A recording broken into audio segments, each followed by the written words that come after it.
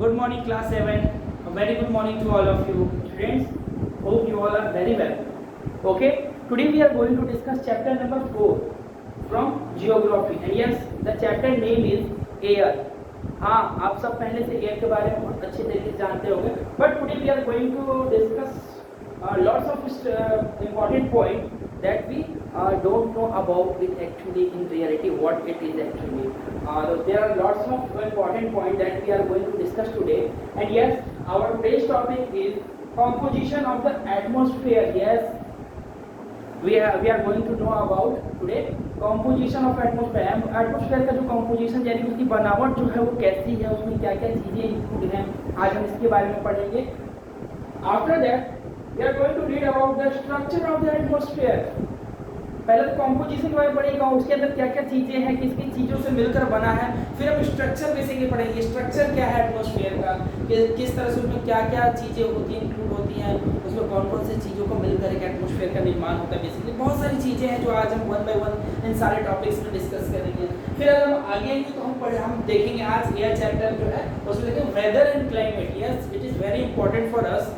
अक्सर हम लोग वेदर और क्लाइमेट के बारे में बहुत सारी चीज़ों को जानते हैं, बट उसमें और भी ऐसी बहुत सारी चीज़ हैं जिसको अभी हमें इस चैप्टर के थ्रू जानना है. और बहुत सारी इंपॉर्टेंट फैक्ट है उसके अंदर जो कि हम पहले से भी बहुत सारे बच्चे नहीं जानते होंगे, जो आज हम डिस्कस करने वाले हैं. ओके, एंड यस, जब आगे बढ़ेंगे हम लोग तो उसके अंदर है टेम्परेचर. यस, टेम्परेचर भी बहुत इंपॉर्टेंट है. अक्सर आप टेम्परेचर की बात आती है तो आप बहुत सारे टेम्परेचर आपके दिमाग में आते हैं, चाहे वो एयर से हिट से हो या फिर किसी अदर थिंग से हो जिससे टेम्परेचर जो है अराइज होता है. लेकिन बेसिकली जो एटमॉस्फेरिक टेम्परेचर है उसके बारे में आज हम डिस्कस करेंगे. एंड यस, उसके बाद हम नेक्स्ट पढ़ेंगे आज हम लोग air pressure. Yes, air pressure is the most important. इसके अंदर भी बहुत सारे ऐसे फैक्ट है जो हमें जानना बहुत जरूरी है, जिसके बारे में हमें पता नहीं है. ठीक है. एंड लास्टली जब हम इस टॉपिक को ख़त्म करेंगे तो हमारा जो लास्ट टॉपिक होगा that is wind. Yes, wind के बारे में आप सब कमोबेश थोड़ी बहुत बातें बिल्कुल जानते होंगे, बट आज एक्चुअली विंड जो है उसको हम डिटेल में जाने पर समझेंगे विंड के अंदर कौन कौन सी चीज़ें आती हैं. ओके, तो स्टार्ट करते हैं. Yes, chapter number 4, the chapter name is air from geography. Let's see what it is actually. Our Earth is surrounded by a huge blanket of air is called atmosphere. Yes, अगर atmosphere के बारे में आपसे पूछा जाए तो आप एक सिंपली लैंग्वेज में इस चीज़ को डिस्क्राइब कर सकते हो. What is atmosphere.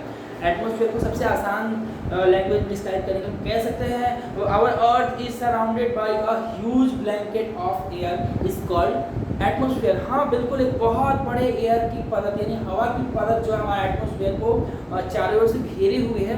हमारे वातावरण को चारों ओर से घेरे हुए, अर्थ को घेरे हुए उसे हम एटमॉस्फेयर के नाम से जानते हैं.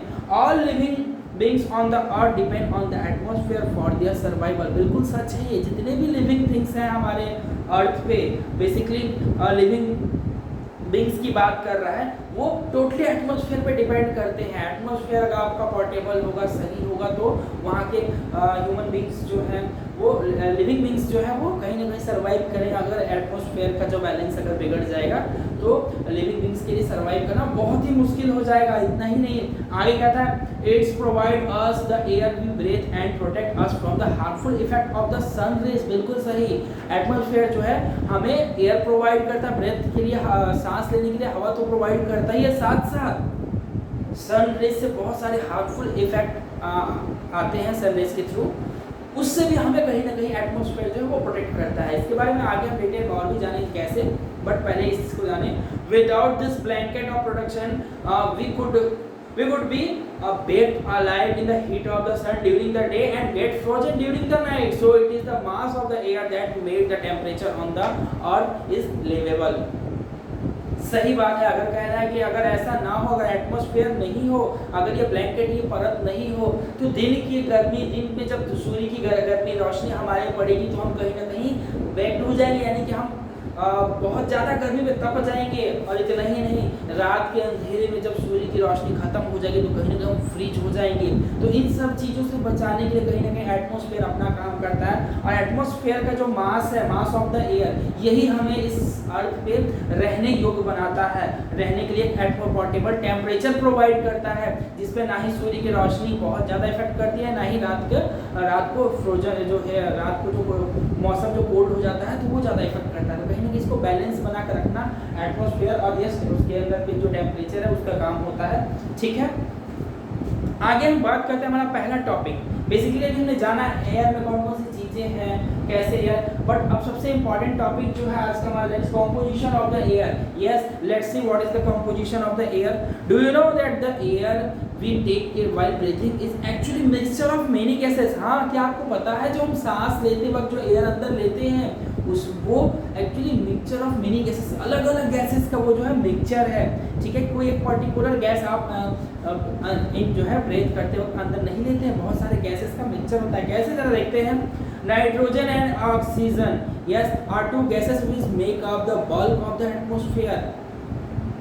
अब यहाँ कह रहा है नाइट्रोजन और ऑक्सीजन ऐसे दो गैसेस हैं जो कि अधिक मात्रा में एटमॉस्फेयर में पाए जाते हैं। ठीक है, उसके बाद कहता है carbon dioxide, helium, ozone, argon and hydrogen are found in lesser quantity. ये जितने भी गैसेस हैं वो कहीं ना कहीं बहुत ही कम मात्रा में पाए जाते हैं। लेकिन बेसिकली अगर हम बात करें नाइट्रोजन और ऑक्सीजन की, आपके बुक में फिगर 4.1 देखिएगा तो आपको कहीं ना कहीं दिखेगा कि ये जो एक सर्कल है इसमें पूरा हिस्सा जो है नाइट्रोजन का, यानी कि कहीं ना कहीं नाइट्रोजन 78%। अगर हम इसको अपना पृथ्वी के अर्थ के अकॉर्डिंग कंसीडर करें, अर्थ समझ के इसको अगर हम मान लें तो कहीं हमारे अर्थ में 78% जो है नाइट्रोजन इसमें है, और 21% जो है वो ऑक्सीजन है, और रेस्ट जितने भी पार्ट है वो अलग अदर गैसेस हैं। ठीक है, ऑक्यूपाई किए हुए हैं। लेकिन देखते हैं जरा इसे और डीपली।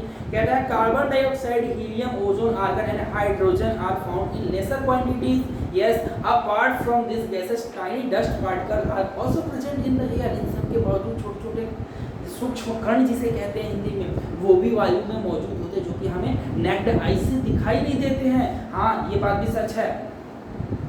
फिर कहता है the pie chart gives you the percentage of different constituents of the air. Yes, अगर आप पाई चार्ट देखोगे तो समझ में आएगा कैसे अलग अलग टाइप के एयर जो हैं वो हमारे अर्थ पे एग्जिस्ट करते हैं। फिगर 4.1 देखेंगे, यानी उस फिगर को देखें आपको समझ में आएगा। ठीक है, nitrogen is the most plentiful gases in the air. हाँ, वायु में अगर बात करें तो नाइट्रोजन जो है वो प्रचुर मात्रा में एयर में पाया जाता है, होता है। When we inhale, we take some amount of nitrogen in our lungs and exhale it। हाँ, जब हम हवा सांस लेते हैं तो कुछ अमाउंट में नाइट्रोजन भी हमारे शरीर के अंदर जाता है, लंग्स में जाता है, और हम जब एक्सहेल करते हैं यानी सांस को छोड़ते हैं, रिलीज करते हैं, तो वो फिर बाहर आता है। But plants need nitrogen for their survival.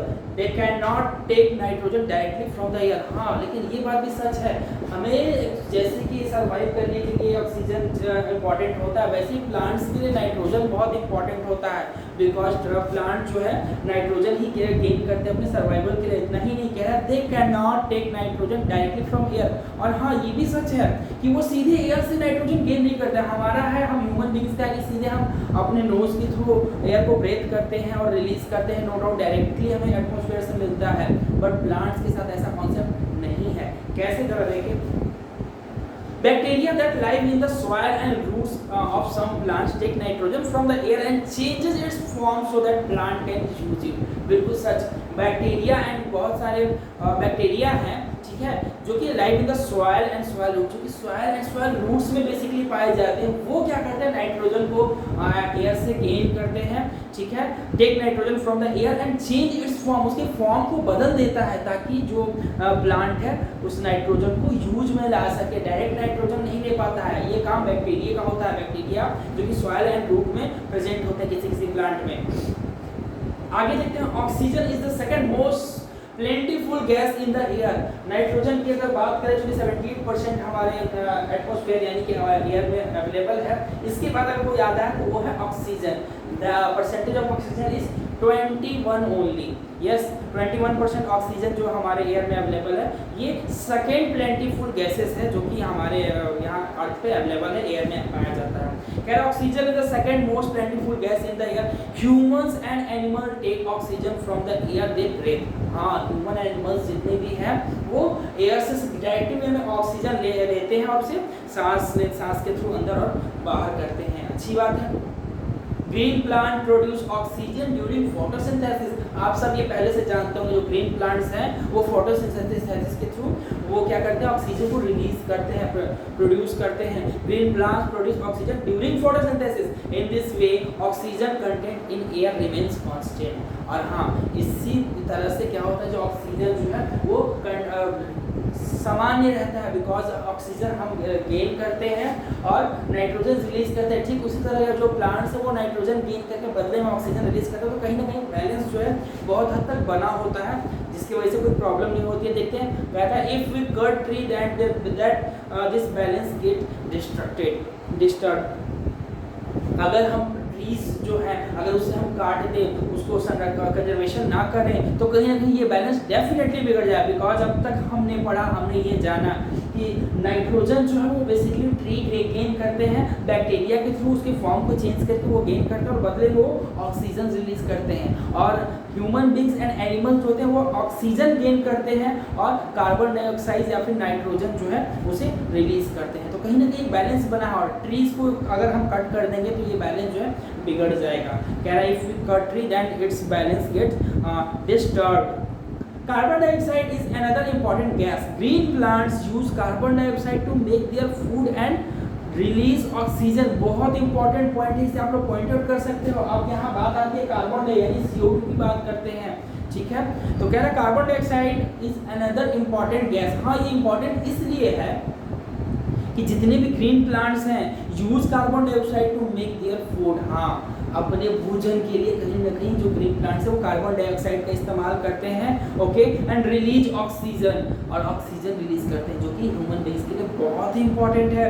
Human और एनिमल रिलीज कार्बन डाइऑक्साइड। हाँ, अभी भी मैंने बताया ह्यूमन एंड एनिमल्स जो है वो कहीं ना कहीं कार्बन डाइऑक्साइड रिलीज करते हैं, जो कि पौधे उसे गेन करते हैं, और पौधे और CO2 यानी कार्बन डाइऑक्साइड गेन करके ऑक्सीजन रिलीज करते हैं, जिसे हम human beings and animal gain करते हैं। तो कहीं ना कहीं एक चेन है, एक बैलेंस बना हुआ है हम दोनों के बीच में, ठीक है। कहता है amount of carbon dioxide release by the humans and animals seems to be equal to amount used by the plant which make the perfect balance. बिल्कुल सही बात है, जितना अमाउंट में हम लोग ऑक्सीजन गेन करके कार्बन डाइऑक्साइड रिलीज करते हैं, ठीक उसी अमाउंट में ट्रीज जो है वो भी कार्बन डाइऑक्साइड को गेन करके ऑक्सीजन रिलीज करते हैं, जिसके कारण इस हमारे एटमॉस्फेयर में एनवायरनमेंट में प्रॉपर बैलेंस बना हुआ है। अगर इनमें से किसी एक को भी हम डिस्टर्ब कर देंगे तो ये बैलेंस कहीं ना कहीं बिगड़ जाएगा और दोनों के लिए खतरा साबित हो जाएगा। ठीक है, आगे देखते हैं। However, the balance is upset by burning of fuel such as coal and oil। और हाँ, ये बैलेंस कभी कभी अपसेट होता है, कभी कभी डिस्टर्ब होता है। कैसे? Burning of fuel and fossil fuel, yes, such as coal and oil. कभी कभी हम लोग फॉसिल फ्यूल को जलाते हैं, जिससे बहुत ज़्यादा मात्रा में जो है गैसेस रिलीज होते हैं, लाइक कार्बन डाइऑक्साइड या फिर कभी कभी कह सकते हैं कार्बन डाइऑक्साइड नहीं, नाइट्रोजन वगैरह जो है वो रिलीज होता है, जिसकी वजह से ये बैलेंस कभी कभी डिस्टर्ब हो जाता है। कह रहा था balance is upset by burning of fuel such as coal and they add billions of ton carbon dioxide. Yes, clear हो गया। कह रहा है दे ऐड, अगर हम ऐसा जलाते हैं फॉसिल फ्यूल को, तो billion of ton carbon dioxide जो है into the atmosphere each year. हर साल बिलियन ऑफ टन जो है कार्बन डाइऑक्साइड हमारे एटमॉस्फेयर में फैल रहा है। आप सब जानते हो हमारे एटमॉस्फेयर में जो ट्री की जो मात्रा है बहुत ही लिमिटेड है। वैसे में अगर इतना ज़्यादा कार्बन डाइऑक्साइड हर साल रिलीज होगा तो कहीं ना कहीं ये बैलेंस बिल्कुल डिस्टर्ब होने वाला है। एज अ रिजल्ट, बिल्कुल आगे कह दिया, as a result the increased volume of carbon dioxide is affecting the earth's weather and climate. बिल्कुल सही, अगर यही हाल कंटिन्यूअस रहा तो कहीं ना कहीं इसका रिजल्ट परिणाम ये होगा कि जितने भी कार्बन डाइऑक्साइड रिलीज किए जाते हैं हमारे एटमॉस्फेयर में, वो increase volume of carbon dioxide is affecting earth weather. पृथ्वी की जितने भी क्लाइमेट्स और वेदर्स हैं, क्लाइमेट और वेदर को कहीं ना कहीं ये पूरी तरह से डायरेक्ट वे में हार्म करेगा, नुकसान पहुंचाएगा, जिससे लाइफ सर्वाइव करना ह्यूमन बींग्स एंड एनिमल्स को बहुत ही मुश्किल हो जाएगा। आगे अगर हम बात करें तो स्ट्रक्चर ऑफ एटमॉस्फेयर, अभी हमने पढ़ा कंपोजिशन, किन किन चीज़ों से मिला, आप स्ट्रक्चर पढ़ते हैं, इसकी बनावट कैसी है, क्या है इसके अंदर, कैसे ये बना है। Let's see, our atmosphere is divided into 5 levels starting from the earth surface. हाँ, हमारा एटमॉस्फेयर जो है वो 5 अलग अलग लेवल में डिवाइडेड है, जो कि जिसकी शुरुआत जो होती है अर्थ के सतह से होती है। कैसे जरा देखते हैं। these are ट्रोपोस्फियर, यस, सबसे पहले आता है ट्रोपोस्फियर, फिर आता है stratosphere, mesosphere, thermosphere and exosphere. Yes, figure 4.2 जब आप देखोगे ये जितने भी स्फीयर्स हैं आपको टॉप बॉटम टू टॉप आपको दिखाई देंगे। सबसे पहले आता है ट्रोपोस्फियर आता है, फिर आता है स्ट्रेटोस्फियर, फिर मेसोस्फियर, थर्मोस्फियर एंड लास्टली आता है जो एक्सोस्फियर। अब वन बाय वन जरा इसे इलाबोरेट करके देखते हैं कि अगर बात करें ट्रोपोस्फियर की तो एक्चुअली है क्या, इसके अंदर कौन कौन सी चीजें इंक्लूड होती हैं। Let's see. Troposphere, this layer is the most important layer of the atmosphere. बिल्कुल ये बात सच है कि ट्रोपोस्फियर जो है बहुत ही महत्वपूर्ण लेयर है एटमॉस्फेयर में। कैसे, जैसे it's average height is 13 kilometre. हाँ, जिसकी औसत ऊंचाई अगर हम अर्थ के सतह से सरफेस से काउंट करें तो अराउंड 13 किलोमीटर हाइट तक होती है। इसे आप लोग पेंसिल से पॉइंट आउट कर सकते हो, that is very important. It's average height is around 30 kilometre. The air brake exist here almost all the weather phenomena like rainfall, fog and hailstorm occur in this layer। बिल्कुल सच बात, जितने भी phenomena, जितने भी activity होते हैं जैसे कि रेनफॉल होना, फॉग आना, हेलस्टॉर्म यानी कि ओले वृष्टि जो होते हैं, यस, अगर इसी लेयर में जो हुआ करते हैं, यानी कि ट्रोपोस्फियर की बात करें जो कि अर्थ सरफेस से 13 किलोमीटर एवं तक फैला हुआ होता है। अच्छी बात है। नेक्स्ट बात आते हैं अब हम, दैट इज स्ट्रेटोस्फियर। जरा देखिए स्ट्रेटोस्फियर क्या है। अभी हमने बात किया ट्रोपोस्फियर जो कि अर्थ सरफेस से 13 किलोमीटर। अब बात करते हैं stratosphere. Let's see what it is actually. Above the troposphere lies that stratosphere. बिल्कुल सच, ट्रोपोस्फियर के जस्ट ऊपर से स्ट्रेटोस्फियर जो है वो स्टार्ट हो जाता है। It expand up to a height of 50 kilometre. Again आप इसे पॉइंट आउट कर लो, ये बहुत ही इंपॉर्टेंट है। कह रहा है जैसे ही ट्रोपोस्फियर खत्म होता है वहां से स्ट्रेटोस्फियर स्टार्ट होता है, जो कि लगभग around it extend up to a height of 50 kilometre, 50 kilometre की ऊंचाई तक। यानी कि ट्रोपोस्फियर से लेकर 50 किलोमीटर हाइट तक ये स्ट्रेटोस्फियर जो है फैला हुआ है। बिल्कुल अच्छी बात है।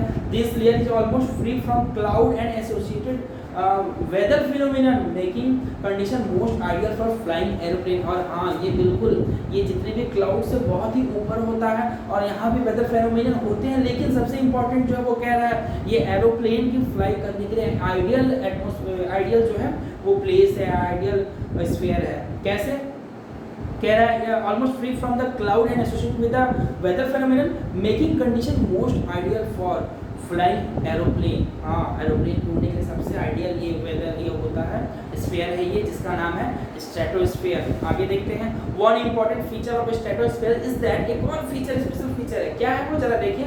Is that it contain a layer of ozone gas. अच्छा, ओजोन गैस जो है वो कहीं ना कहीं इस स्फीयर यानी कि स्ट्रेटोस्फीयर में कंटेन यानी कि मौजूद है। आपने अक्सर सुना होगा ओजोन लेयर के बारे में, जो कहीं ना कहीं सन रेज में जो हार्मफुल गैसेस होते हैं उससे हमें प्रोटेक्ट करता है। ठीक है, we have just learn how to protect us from the harmful effect of the sun rays. बिल्कुल हाँ, हमने पढ़ा भी है ये जो सन रेज, बहुत सारे हार्मफुल रेज होते हैं, सन से निकलने वाले रेज जो हमारे डायरेक्ट वे में हम आपको नुकसान पहुंचा सकते हैं, उनसे प्रोटेक्ट करता है। कौन बात कर रहा है? ओजोन लेयर की। और ओजोन लेयर जो है वो स्ट्रेटोस्फीयर में अवेलेबल है। बिल्कुल आप कभी नहीं भूलोगे इस चीज़ को, ये बहुत ही ईजी है, बहुत ही इंपॉर्टेंट भी है। Okay, let's move toward the next and next one is the mesosphere. बात करते हैं मेसोस्फीयर। मेसोस्फीयर क्या, अभी हमने पढ़ा ट्रोपोस्फीयर, फिर पढ़ा स्ट्रेटोस्फीयर, अब आते हैं मेसोस्फीयर में। This is the third layer of the atmosphere. बिल्कुल सही है, अभी हमने फर्स्ट पढ़ा, सेकंड पढ़ा, ये थर्ड है। Mesosphere is the third layer of the atmosphere. It lie above the stratosphere. हाँ, ये भी सच है कि ये स्ट्रेटोस्फीयर से ऊपर से स्टार्ट होता है। It extend up to the height of 80 kilometre. ये सोचो कितना ऊपर होगा, आप इमेजिन कर सकते हो। अगर हम बात करें स्ट्रेटोस्फीयर के बाद से स्टार्ट होता, जो कि वहाँ से 80 किलोमीटर तक वो एक्सटेंड है। Yes, meteorites burn in this layer and entering from the space. हाँ, उनका पिंड जो है इसी सतह पे अक्सर जलते हैं, जो कि स्पेस में आकर एंटर करते हैं। That's very good. आगे देखते हैं नेक्स्ट जो है दैट इज थर्मोस्फीयर। देखते हैं थर्मोस्फीयर क्या है, what is it. A thermosphere temperature rises very rapidly with the increasing height. जैसे ही आप इस थर्मोस्फीयर में आप ऊपर की ओर बढ़ेंगे, टेम्परेचर जो है वो रैपिडली क्या होता है, बढ़ता है, rise rapidly with the increasing height. Ionosphere is a part of this layer, और हाँ इसमें इनोस्फीयर है जो कि इस लेयर का पार्ट है, यानी कि थर्मोस्फीयर का एक छोटा सा पार्ट है, that is called ionosphere. It extend between 80 to 400 kilometre. आप इसे फिर से पॉइंट आउट कर लो, ये अराउंड 80 से लेकर 400 किलोमीटर तक फैला हुआ है। This layer help the radio transmission. अच्छा, ये लेयर जो है रेडियो ट्रांसमिशन के लिए बहुत ही पोर्टेबल, बहुत ही सही माना जाता है। In fact, radio wave transmitted from the earth are reflected back to the earth this layer। और हाँ, जब अर्थ से रेडियो वेव जो जाते हैं इसी स्फीयर में जाकर टकराते और रिफ्लेक्ट होके वो ट्रांसमिट होते हैं, और कहीं ना कहीं हमें उसका फायदा मिलता है। बहुत, ये भी बहुत इंपॉर्टेंट है थर्मोस्फीयर। आगे बात करते हैं सबसे last, that is the exosphere. Exosphere क्या है, जरा इसके बारे में देख लें। The uppermost layer of the atmosphere is known as the exosphere। बिल्कुल ये भी सही है। अगर सबसे जो ऊपरी परत है एटमॉस्फेयर की, the uppermost layer of the atmosphere is known as exosphere। कैसे? This layer has very thin air। हाँ, इस लेयर में बहुत ही पतला thin, यहाँ पे सॉरी थिन की बात कर रहा है। This layer has very thin air, light gases like helium and hydrogen float into the space from air। हाँ, इस स्फीयर की बात करें तो यहाँ पे हाइड्रोजन और हीलियम जैसे गैसेस जो हैं तैरते हैं, बहते हैं, that is float into the space from air. ठीक है, ये हमने बात की। अभी that is the structure of the atmosphere हमने जाना। तो पहले हमने जाना कंपोजिशन ऑफ एटमॉस्फेयर, एटमॉस्फेयर की कंपोजिशन क्या है उसको हमने डिस्कस किया। फिर हमने स्ट्रक्चर जाना, कितने स्ट्रक्चर, कितने पार्ट में एटमॉस्फेयर डिवाइडेड है, कौन कौन से पार्ट में क्या पाया जाता है, इसको डिस्कस किया। नेक्स्ट हम आते हैं वेदर एंड क्लाइमेट। और जहाँ तक मुझे पता है वेदर एंड क्लाइमेट से आप सब बहुत अच्छी तरीके से फेमिलियर हो, लेकिन जरा इसके बारे में और डिटेल में बात करते हैं क्या है एक्चुअली ये। It's going to rain today. आज लगता है बहुत बारिश होने वाली है। Will it be brighter than the sunny today. क्या आज धूप निकलेगा भी या नहीं? How many times have you heard this from an ex cricket fan speculating the fate of the one day match. हाँ, आपने कई बार ऐसे वर्ड्स सुने होंगे जब आप या फिर जब कोई एक fan cricket one day cricket match के दौरान इस तरह की बातें करता है कि लगता है बहुत बारिश होने वाली है, पता नहीं आज सूरज जो है वो दिखाई देगा भी या नहीं। जब क्रिकेट के मैच होता है, वनडे मैच, इस तरह की बातें अक्सर आपको सुनने को मिलती है। ये बात बहुत सच है। लोग उत्सुक होते हैं जानने के लिए, पता नहीं वेदर जो है पोर्टेबल होगा या नहीं, मैच हो पाएगा या नहीं, इस तरह की बातें। If we imagine our body is to be a radio and mind is speaker, weather is something that fiddle with the control knobs. कहीं ना कहीं अगर हम इमेजिन करें कि हमारा जो imagine that our body to be a radio, अगर हमारा शरीर जो है वो रेडियो की तरह होता है, and the mind is its speaker, तो दिमाग उसका कहीं ना कहीं स्पीकर होता। Weather is something that fiddle. हाँ, वेदर जो है कहीं ना कहीं क्या करता, फिडल इट्स कंट्रोल नोब्स, इसके नोब्स को कंट्रोल करता। वेदर जो है को देख के हम अंदाजा लगा सकते हैं, हमारे माइंड में आता, हमारे हम जैसे शरीर हमारा रेडियो और माइंड जो स्पीकर है, तो दिमाग कहता है वेदर को देख के अच्छा हो सकता है आज कहीं बारिश होने वाली है, या फिर हो सकता है आज कहीं सूरज जो है वो देर से दिखाई दे। इस तरह की चीज़ें इमेजिनरी चीज़ है ये, इसको आप इमेजिन कर सकते हो। तो कहीं ना कहीं इस तरह की बातों को आप इमेजिन करके पता लगा सकते हो। Weather is this hour to hour day to day condition of the atmosphere. हाँ, ये बात भी सच है कि वेदर जो है वो hour to hour day to day condition होता है एटमोस्फेयर का। ये कभी भी कांस्टेंट नहीं होता है। अभी कहीं सूरज निकला है तो कहीं दूसरे टाइप में बारिश हो रही होगी, कहीं मौसम ठंडा है तो कहीं इसको आपको थोड़ा हिट फील हो रहा होगा। A hot humid weather is make one irritable, pleasant breezy weather make one cheerful and even plan for an outing. कहीं ना कहीं जब गर्मी बहुत ज़्यादा पड़ती है तो वो आपको कहीं ना कहीं इरिटेट फील होता है, वो कितनी गर्मी है, ये सूरज कितनी गर्मी बरसा रहा है। लेकिन दूसरी तरफ जब मौसम ठंडा होता है, बहुत ही पोर्टेबल होता है, तो कहीं ना कहीं आउटिंग का प्लान करते हैं, आज कहीं घूम के आता है, मौसम कितना सुहाना बना हुआ है। कहीं ना कहीं वेदर जो है टाइम टू टाइम चेंज होते रहता है और अलग अलग टाइम पे होता है। ठीक है, आगे कहता है weather can change dramatically from a day to day. हाँ, ये भी सही है, वेदर जो है ड्रामेटिकली तौर पे डे टू डे चेंज होता है। However the average weather condition of place for a longer period of time representative the climate of a place. इसके बाद कहता है weather change from the however the average weather condition of a place for a longer period of time represent the climate. हाँ, किसी भी जगह का लंबे समय तक के लिए कोई अगर वेदर वहाँ पे क्रिएट होता है तो वो क्लाइमेट को डिस्क्राइब करता है। जैसे कि मैं एग्जांपल दूँ आपको कि अगर आपके यहाँ लगातार नॉन स्टॉप बारिश हो रही है पिछले कई दिनों से, लगभग 1 या 2 महीने से, तो आप कहीं ना कहीं क्लाइमेट का पता लगा सकते हो, वेदर का पता लगा सकते हो, मौसम को पता लगा सकते हो, ये कौन सा मौसम है, किस तरह का क्लाइमेट है यहाँ पे। ठीक है, now do you understand why they have very weather forecasted. अब आप समझ में आएगा जो वेदर फोरकास्ट क्यों होता है, ताकि हमें पता लग सके कब कहाँ बारिश, कितनी धूप निकलने वाली है। इस तरह की बहुत सारी बातों को हम डिस्कस कर सकते हैं। ठीक है, ये तो हुआ वेदर एंड क्लाइमेट। जरा हम इसके अंदर एक टॉपिक है जिसका हम पढ़ते हैं, दैट इज टेम्परेचर। हमने वेदर जाना, क्लाइमेट जाना, अब जरा टेम्परेचर के बारे में देख ले। टेम्परेचर क्या होता है? The temperature you feel every day is the temperature of the atmosphere। हाँ, आप जो टेम्परेचर डेली फील करते हो वो वही कहीं ना कहीं एटमॉस्फेयर का भी टेम्परेचर होता है, वो कहीं अलग से नहीं आता है। आगे कहता है, इसे आप पॉइंट आउट कर सकते हो, the degree of hotness and coldness of the air is known as. आप इसे पेंसिल से पॉइंट आउट कर सकते हो। कह रहा है the degree of hotness and coldness of the air is known as temperature. हाँ, टेम्परेचर जो है वो कहीं ना कहीं हॉटनेस एंड कोल्डनेस की जो डिग्री है उसके अकॉर्डिंग हम कह सकते हैं दिस इज द टेम्परेचर। आगे कहता है the temperature of the atmosphere change not only between the day and night but also from season two season. ये बात भी सच है। हाँ, सिर्फ और दिन और रात के ड्यूरेशन में जो टेम्परेचर चेंज नहीं होता है, ये सीजनली भी चेंज होता है। मैं इसका एग्जांपल दे दूँ, आप सब पहले से जानते हो इसके बारे में। अगर हम बात करें समर की, तो समर सीजन में कहीं ना कहीं जो हमारा टेम्परेचर है वो बढ़ा हुआ फील होगा, हमें कहीं कहीं गर्मी बहुत ज़्यादा लग रही होगी।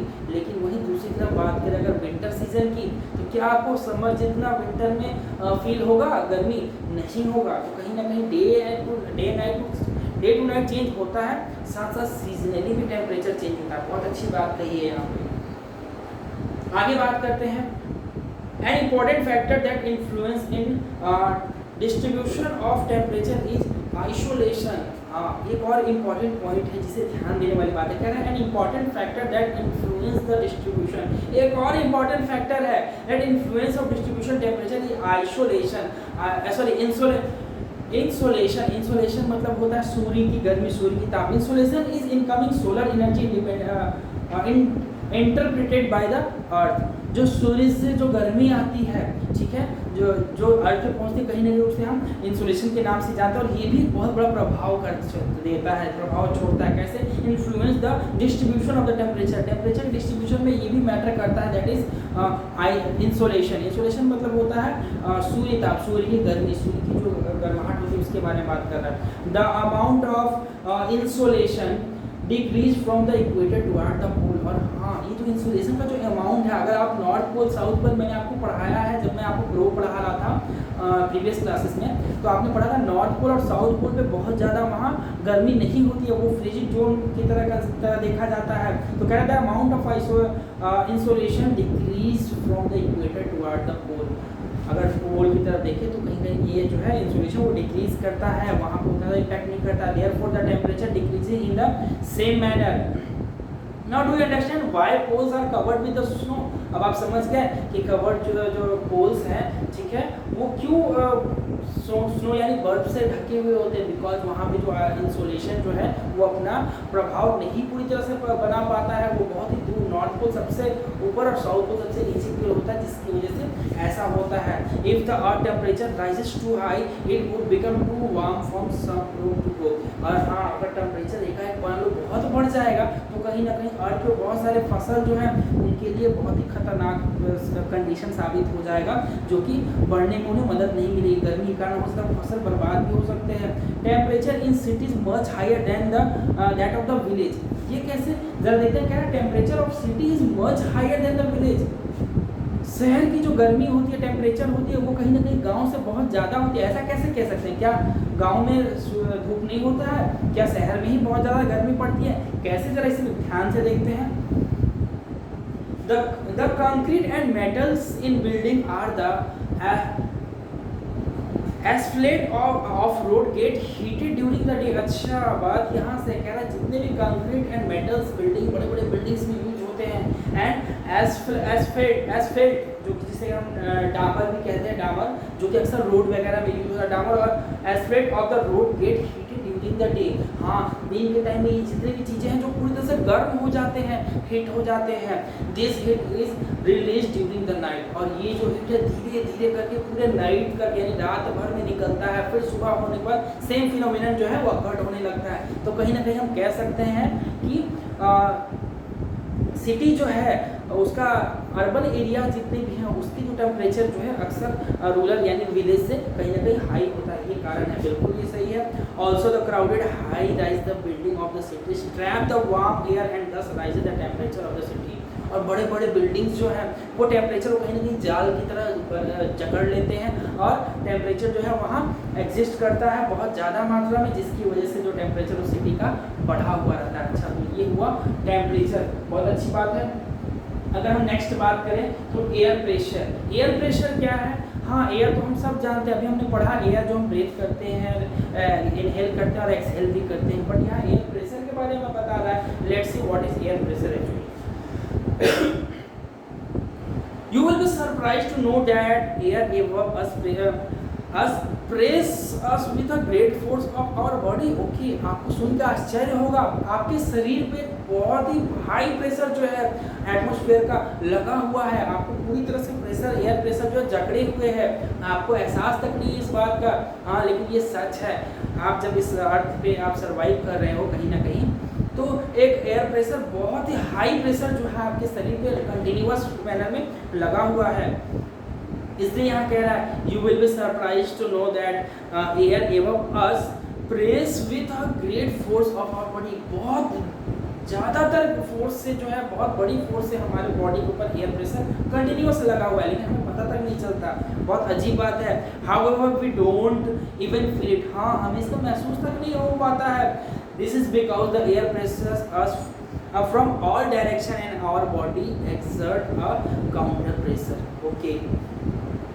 हाँ, ये ऐसा इसलिए होता है, हमें पता तक नहीं चलता, क्योंकि जो एयर है चारों तरफ से हमारे शरीर पे पर्टिकुलर डायरेक्शन, पर्टिकुलर क्वांटिटी में कंटिन्यूअस पड़ रहा है। हमारा जो बॉडी है वो कहीं ना कहीं सेंटर है, जिसकी वजह से हमें पता तक नहीं चल पाता है कि जो एयर प्रेशर जो हमारे बॉडी में लग रहा है। अगर मैं बात करूँ, मैं आपको आगे और समझाऊंगा इसको डिटेल में, इसी टॉपिक में आपको इसको कैसे समझना दिखाता हूँ मैं। Let's see, air pressure is defined as the pressure exerted by the weight of air on the earth surface. हाँ, एयर प्रेशर इस तरह से डिस्क्राइब कर सकते हैं, जिस रफ्तार से एयर अर्थ पे एग्जिस्ट करता है, लगता है, जिसके थ्रू हम बता सकते हैं एयर प्रेशर कितना है। कैसे कह रहा है? As we go up the layer of the atmosphere, the pressure fall rapidly. जैसे हम एटमॉस्फेयर में ऊपर की ओर जाएंगे, जो प्रेशर है वो रैपिडली घटता जाएगा, नीचे आएगा, डिक्रीज करेगा। इससे कहीं ना कहीं ये पता चलता है कि जो एयर प्रेशर है वो अर्थ सरफेस पे ज़्यादा होता है। ठीक है, as we go up the layer of the atmosphere the pressure fall rapidly, the air pressure is highest at the sea level and decreases with the height. हाँ, और कह रहा है कि जो सी लेवल है उस पर एयर प्रेशर सबसे ज़्यादा होता है, और जैसे जैसे आप ऊपर जाएंगे एयर प्रेशर जो है वो कम होना स्टार्ट हो जाएगा। कह रहा है horizontally the distribution of air pressure is influenced by temperature of air at a given place. In areas where temperature is high air get heated and rises, this create a low pressure area. जब कभी भी horizontally वे में air जो है वो flow करता है, distribution of air is influence the temperature. Horizontal way में जब भी एयर फ्लो करता है, कहीं ना कहीं तापमान को, टेम्परेचर को वो प्रभावित करता है। कैसे? In area where temperature is high air gets heated and rises. हाँ, जिस एरिया में टेम्परेचर ज़्यादा होगा वहाँ पे जो एयर, वहाँ की जो एयर होगा वो गर्म हो जाएगी और बढ़ना स्टार्ट हो जाएगा। एयर जो है वो कहीं ना कहीं ज़्यादा बढ़ने लगेगा। This create a low pressure area, जो कि वहाँ पे एक लो प्रेशर एरिया क्रिएट करता है। जब भी टेम्परेचर हाई होगी, लो प्रेशर एरिया क्रिएट करेगा। Low pressure is associated with the cloudy skies and with weather. और जब भी लो प्रेशर एरिया वहाँ क्रिएट होगा, आपको अक्सर वहाँ पे क्लाउडी, कहीं बादल भरा आसमान दिखाई देगा, और भीगा भीगा मौसम, या फिर कहते हैं चिपचिपा मौसम कह सकते हैं, या फिर उमस भरी मौसम आपको कहीं ना कहीं देखने को मिलेगी। In areas having lower temperature the air is cold. जिस भी जगह पे लोअर टेम्परेचर होगा वहाँ की जो हवा होती है ऑब्वियसली कोल्ड ही होगी, कोल्ड होती है। इट इज देयरफॉर हैवी, और वो वहाँ पे जो है हैवी हो जाती है जो air, heavy air sink and create a high pressure. और जो हैवी एयर होती है कहीं ना कहीं हाई प्रेशर क्रिएट करती है। अभी मैं लो प्रेशर एरिया के बारे में बताया, अब हाई प्रेशर की बात हो रही है। Heavy air sink and create, जो हैवी होता है वो बहुत ही कम होने लगता है और create a high pressure. High pressure associated with the clear and Sunny sky. और जब भी हाई प्रेशर क्रिएट होगा आपको आसमान साफ दिखेगा, सूरज भरा, सूर्य की रोशनी पूरी साफ दिखाई देगी, सूरज से भरा हुआ आसमान दिखाई देगा। The air always move from high pressure area to low pressure area. इसको आप पॉइंट आउट करो, ये बहुत ही इंपॉर्टेंट पॉइंट है। कह रहा है air always move from high pressure to high pressure area होता है, उससे होकर लो प्रेशर एरिया की तरफ एयर जो है वो बढ़ता है। आगे जो है हमारा आज का टॉपिक दैट इज विंड। हम लोग विंड के बारे में पढ़ेंगे। अब विंड में क्या है, विंड भी बहुत इंपॉर्टेंट है। जैसे एयर प्रेशर जाना वैसे विंड के बारे में समझते हैं। विंड जो है इसमें दिया है बेसिकली विंड जो है 3 टाइप्स के होते हैं, permanent wind, seasonal wind and local wind. Yes, जब इसे वन बाय वन हम पढ़ेंगे तो समझ में आएगा। पहले हम देखते हैं the movement of the air from high pressure area to low pressure area is called wind. हाँ, यहाँ फिर से एक विषय आप पॉइंट कर सकते हो, पॉइंट आउट। यहाँ कह रहा था मूवमेंट ऑफ द एयर, ठीक है, from high pressure area to low pressure. हाँ, हाई प्रेशर एरिया से लो प्रेशर एरिया की तरफ जब मूवमेंट करता है air, that is called wind. उसे हम विंड के नाम से जानते हैं, ठीक है। इसे हम आगे और भी डीपली पढ़ेंगे और अगले क्लास में हम डिस्कस करेंगे 3 types of wind, that is permanent wind, seasonal wind and local wind. इसके बारे में फिर नेक्स्ट उसके बाद हम आगे बढ़ेंगे। इसके बाद विंड को अच्छी तरह से इलाबोरेट करके इस चैप्टर को कंप्लीट करेंगे। ओके।